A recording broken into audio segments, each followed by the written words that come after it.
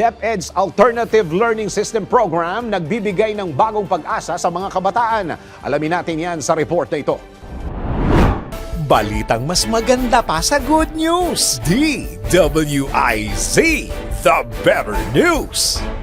Pinalalakas ng Department of Education o DepEd ang Alternative Learning System upang matugunan ang pangangailangan ng mga out-of-school youth at adult learners. Mula 2016 hanggang 2021, mahigit 4 na milyong individual ang nakinabang sa programang ito na nagpakita ng 80.32% ng pagtaas sa taunang average ng enrollment. Sa school year 2020 to 2021, umabot sa 93.51% ang passing rate ng mga kwalipikado sa junior high school level sa Presentation Portfolio Assessment, mas mataas kumpara sa 83.56% noong 2019 to 2020. Ang mga datos na ito ay patunay ng patuloy na pagsusumikap ng DepEd na magbigay ng dekalidad na edukasyon sa pamamagitan ng ALS. At yan ang balitang mas maganda pa sa good news, the better news.